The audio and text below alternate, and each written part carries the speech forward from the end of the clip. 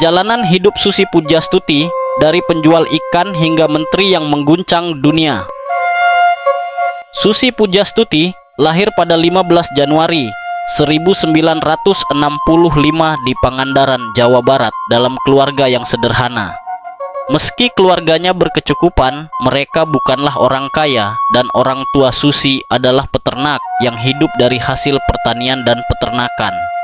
Sejak kecil, Susi dikenal sebagai pribadi yang memiliki keberanian dan tekad kuat.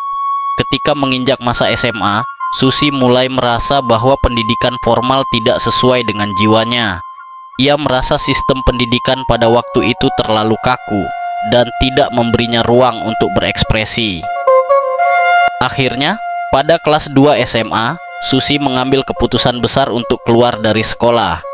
Keputusan ini sempat menimbulkan ketegangan di keluarga Susi. Orang tuanya khawatir karena tanpa pendidikan tinggi, Susi mungkin akan kesulitan menemukan pekerjaan dan mengembangkan masa depannya. Namun, Susi tetap bersikukuh pada keputusannya dan mulai mencari cara untuk bekerja dan mandiri. Dari situlah ia kemudian menemukan bisnis perikanan sebagai peluang yang bisa ia kembangkan di Pangandaran, kota pantai yang kaya akan hasil laut. Memulai bisnis perikanan. Awalnya, Susi memulai usahanya dengan berjualan ikan di pasar. Meski kelihatannya kecil, bisnis ini ternyata memiliki tantangan yang besar. Susi harus bersaing dengan pedagang lain, berhadapan dengan cuaca yang tak menentu, dan mengatasi berbagai tantangan logistik untuk menjaga agar ikan tetap segar hingga sampai ke tangan pembeli.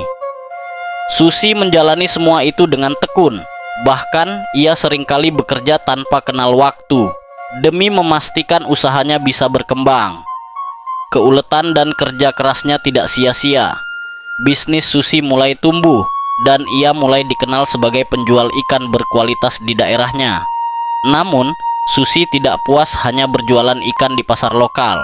Ia melihat peluang besar dalam bisnis ekspor hasil laut, khususnya lobster yang memiliki permintaan tinggi di pasar internasional. Keberanian Susi dalam mengambil risiko membuatnya berani mencoba pasar baru, meski ia tahu bahwa jalan ini penuh dengan risiko dan tidak mudah. Membangun Susi Air dan menghadapi tantangan. Salah satu masalah terbesar yang dihadapi Susi dalam ekspor hasil laut adalah logistik. Lokasi Pangandaran yang jauh dari pusat kota dan bandara membuat pengiriman hasil laut segar ke luar negeri menjadi tantangan besar. Ikan dan lobster yang harus dikirim seringkali membusuk di perjalanan sebelum sampai ke pasar internasional. Merasa bahwa hal ini adalah hambatan utama untuk mengembangkan bisnisnya, Susi memutuskan untuk membeli pesawat sendiri agar bisa mengangkut hasil laut segar dengan cepat. Keputusan ini dianggap gila oleh banyak orang di sekitarnya. Membeli pesawat bukanlah hal yang lazim, apalagi bagi seorang pengusaha perempuan yang hanya lulusan SMA dan memulai bisnisnya dari pasar ikan. Namun, Susi tetap teguh dengan keputusannya. Setelah berbagai perjuangan dan pengorbanan, ia berhasil membeli pesawat kecil dan mendirikan maskapai Susi Air K. Awalnya, Susi Air hanya berfungsi untuk mengangkut hasil laut miliknya sendiri, namun kemudian berkembang menjadi maskapai yang melayani berbagai rute di daerah terpencil Indonesia, khususnya wilayah-wilayah yang sulit dijangkau. Susi tidak hanya berhasil memperluas bisnisnya, tetapi juga berhasil memberikan kontribusi bagi daerah-daerah terpencil di Indonesia yang sulit dijangkau oleh moda transportasi lain. Susi Air kini dikenal sebagai salah satu maskapai perintis yang melayani wilayah terpencil dan berperan penting dalam mendistribusikan bantuan pada masa-masa bencana. Karier di pemerintahan, menjadi Menteri Kelautan dan Perikanan.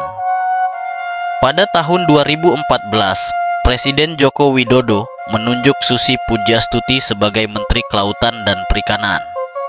Keputusan ini mengagetkan banyak pihak, mengingat Susi memiliki latar belakang yang tidak biasa sebagai seorang menteri. Namun, Presiden Jokowi melihat potensi besar dalam ketegasan dan pemikiran progresif Susi dalam bidang kelautan. Sebagai menteri, Susi langsung bergerak cepat dengan berbagai kebijakan kontroversial. Salah satu langkah pertamanya adalah menegakkan aturan ketat untuk mengatasi illegal fishing atau penangkapan ikan ilegal yang selama ini marak di perairan Indonesia. Susi memperkenalkan kebijakan untuk menenggelamkan kapal-kapal asing yang terbukti mencuri ikan di laut Indonesia. Kebijakan ini mendapat banyak kritik dan dianggap berisiko, tetapi Susi tetap teguh. Dengan pendekatan ini, banyak negara asing mulai menghormati dan menjaga batas-batas laut Indonesia, dan angka pencurian ikan pun berkurang drastis. Selain itu, Susi juga mendorong kebijakan perlindungan laut, seperti larangan penggunaan alat tangkap yang merusak ekosistem, larangan penangkapan benih lobster, dan perlindungan terhadap terumbu karang.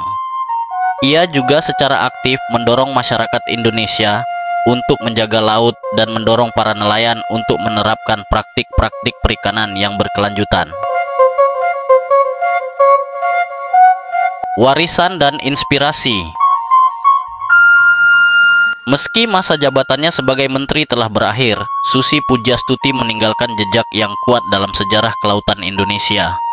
Ia menunjukkan kepada dunia bahwa seorang perempuan yang hanya lulusan SMA dengan keberanian, kerja keras, dan tekad mampu membawa perubahan besar di Indonesia. Susi Pujastuti menjadi inspirasi bagi banyak orang, terutama perempuan dan anak muda, bahwa latar belakang bukanlah penghalang untuk mencapai tujuan besar. Melalui kisahnya, Susi mengajarkan bahwa kesuksesan datang dari ketekunan, keberanian, dan kepedulian terhadap lingkungan serta masyarakat sekitar. Ia adalah bukti bahwa siapapun bisa menjadi agen perubahan jika memiliki keberanian untuk bermimpi dan bekerja keras mewujudkannya.